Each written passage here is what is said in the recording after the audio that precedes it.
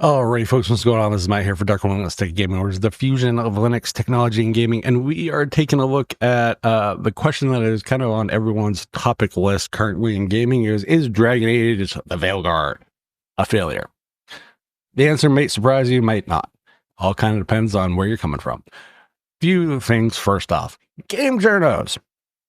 Can you stop using the same 15 lines that every PR agency or EA's press release that demands that you say, like return to form and all the other shit, when it's like 900 websites saying the same damn thing and the same tagline is very obviously part of the PR product. So the next time Evolve or Stride or any of those other companies or the internal PR portion of those publishers give you stuff to add to your reviews or whatever, can you all just fucking not and may not make it so obvious?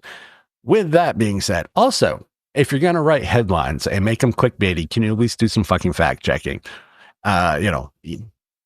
EA's most successful launch on Steam. Well, no shit, because for over almost a decade, they didn't put games on Steam, you fucking morons, because they put them on EA app / Origin at the time only. So most of the games they've put out on Steam have been backlog. Funny how that works. Basic research is a thing.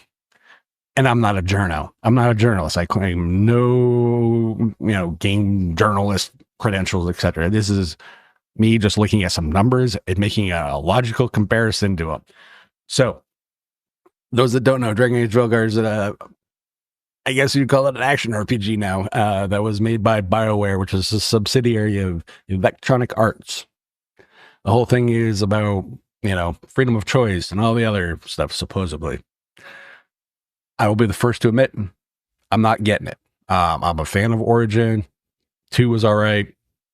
Inquisition was about my same feelings as 2. It was all right. This, like everything just looks, the art style is not the dark fantasy setting that I've always been promised on every Dragon Age game. It doesn't look like a Dragon Age game. It is. I will equate this to what most people will equate Resident Evil 6. It is it's probably a good action RPG with a Dragon Age name slapped on it. Kind of like Resident Evil 6. It's a great action survival game, action horror game that has Resident Evil thrown out, but it's not Resident Evil. That's kind of how I view it. With that, let's get into some data points though. And this is only one data point. This is, this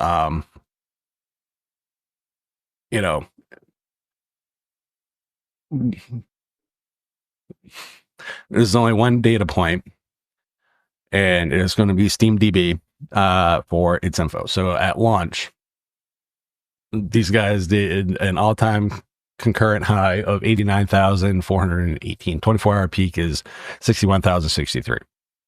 Okay, I'm gonna disregard owner estimations and all that crap. That's whatever. Followers, number 16 in top sales, 14,430 reviews, 5,268, 73.26.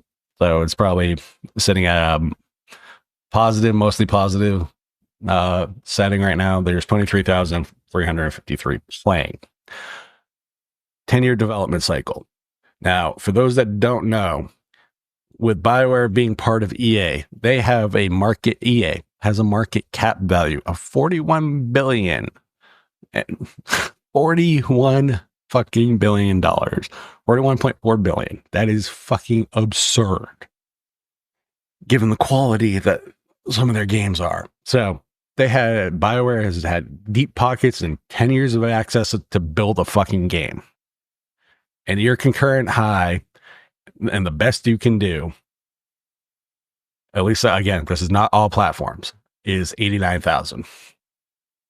I'm not saying that's a number to sneeze at, but when you've been vaporware for that long and that hyped for that long, since the game was called Direwolf, I mean, it kind of says a lot.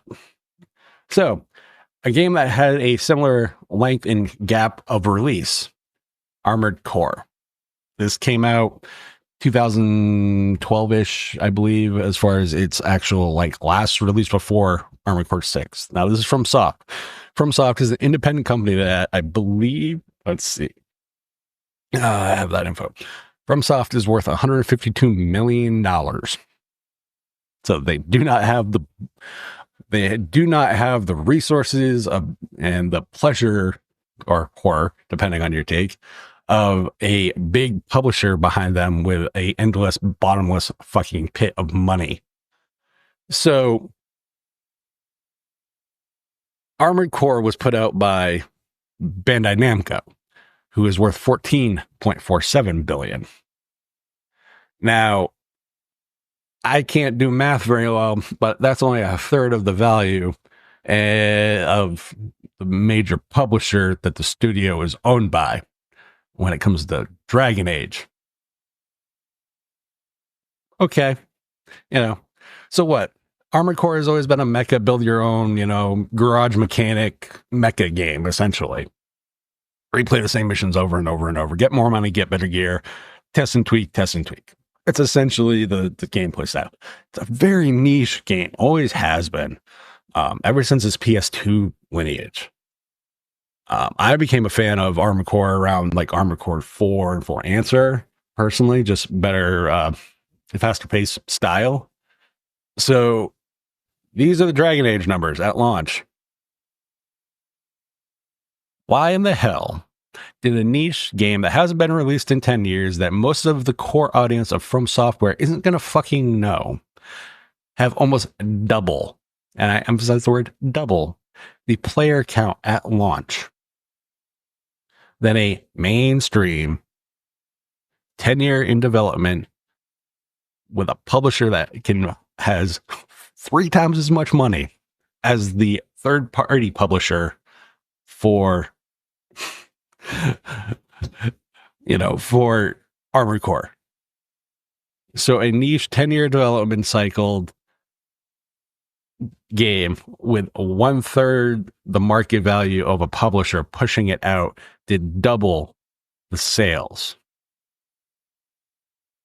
That is absurd. And these games have never been about big for like people in general. And the fact that this game has 64,793 positive reviews, 6,278, and you have a 91.17 as opposed to a 73. From a like, if you're just talking strictly from a numbers perspective, you had more access to resources. You had the same length of development cycle as this game. You are more mainstream given your overall impact as name recognition, etc., in the gaming industry and community. Yet a company that is essentially a third party that is worth $152 million has to make third-party licensing deals to third-party publishers for them to publish, and those publishers have only 1/3 of your available resources at best, and they still put out better numbers. Is that a failure? I wouldn't call it a success. I don't know. What's your take? You guys know what to do. Comment, rate, subscribe, all that fun stuff. Indie Gala, Patreon, all that crap is in the description, and I will catch you on the flip.